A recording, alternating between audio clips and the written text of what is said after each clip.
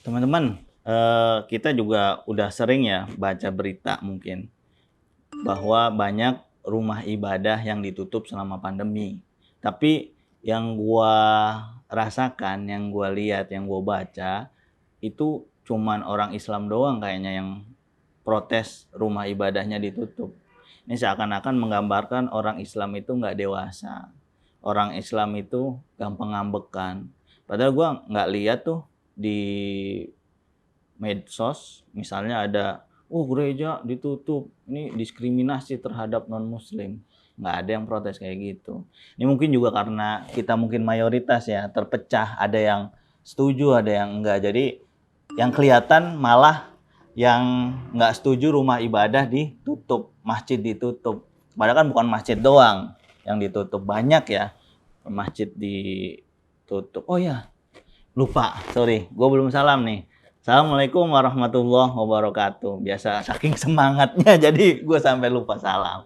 Nah, teman-teman, waktu awal COVID-19 itu banyak merebak di seluruh dunia, di Timur Tengah itu kan redaksi azan itu diubah, nggak hayya ala sholah, tapi jadi shollu fi rihalikum atau shollu fi buyutikum. Artinya sholatlah kalian di rumah kalian masing-masing. Ini ada riwayatnya, hadisnya juga sahih gitu ya teman-teman. Jadi Nabi itu waktu di zaman Nabi ada banjir, hujan lebat gitu ya.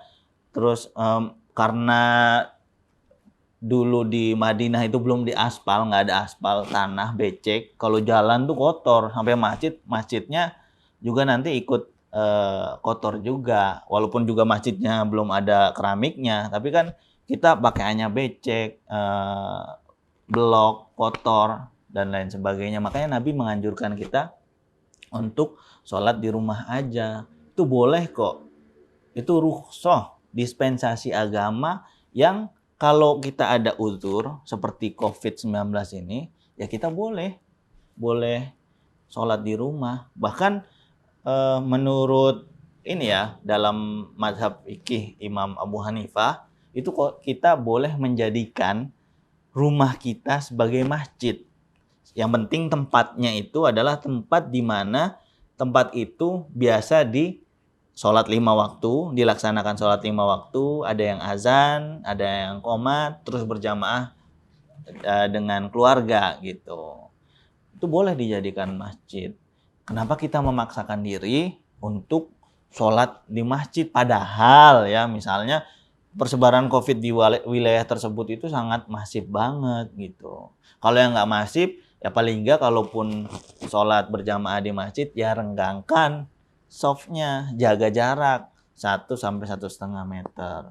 Jangan lupa juga prokes, itu anjuran agama. Nah itu juga yang perlu kita tekankan ya, yang kita perlu pahami bahwa dulu pernah ada sejarahnya bahwa sholat itu boleh di rumah. Riwayatnya sahih. Itu aja dari gua, semoga bermanfaat ya teman-teman. Assalamualaikum warahmatullahi wabarakatuh. Assalamualaikum warahmatullahi wabarakatuh. Saya sepakat apa yang telah disampaikan oleh Ustadz Ahong. Jadi memang ada beberapa alasan gitu ya, kenapa rumah ibadah misalnya dilarang untuk dibuka atau kita disuruh ibadah di rumah saja selama pandemi, terutama kalau kasusnya lagi tinggi-tingginya. Nomor satu, telah banyak bukti yang menyatakan bahwa COVID-19 menular secara luas di rumah ibadah. Tidak hanya di Indonesia. Satu, di Amerika di CDC laporannya jelas bahwa satu orang paduan suara nularin ke 80 orang lainnya. Kebetulan saat itu belum diwajibkan pakai masker. Gitu. Yang kedua, di Indonesia banyak juga kejadiannya. Di masjid misalnya, di gereja juga ada gitu. Anda bisa Google informasinya. Banyak.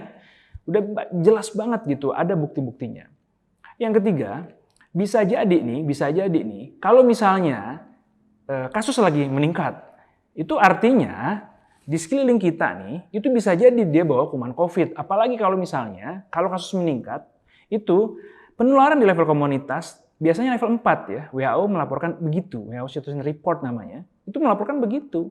Artinya bisa jadi samping kita nih bawa kuman COVID. Nah biasanya di rumah ibadah, apalagi masjid misalnya, dia kan butuh wudhu tuh. Saya pernah soalnya lihat. basah. Nah, kadang-kadang beberapa orang itu segan gitu pakai masker karena masih basah gitu. Contohnya begitu. Yang kedua, banyak juga orang yang ngep pakai masker terus kan, akhirnya diturunin dan naikin gitu. Jadi, rumah ibadah itu juga salah satu resiko tinggi. Dan bukan hanya tentang masjid, kebetulan aja di Indonesia itu mayoritas muslim, ya masjid gitu ya, yang lebih banyak kasusnya. Ya kalau di Amerika ya mungkin gereja gitu. Di Korea bahkan itu terjadi kejadian super spreader luar biasa. Waktu itu ya, di golongan tertentu ya, ada agama tertentu di Korea, itu terjadi, betul. Dan itu benar-benar menjadi kehebohan dan pelajaran bagi dunia. Itulah mengapa, tadi kan Ustadz Ahmad juga jelas banget ya, menjelaskan bahwa sebaiknya kita menghindari wabah gitu. Ini lagi darurat begitu. Jadi ada pertimbangan tertentu di mana ibadah di rumah itu jauh lebih baik dan aman buat kita semua. Semoga bermanfaat. Terima kasih. Assalamualaikum warahmatullahi wabarakatuh.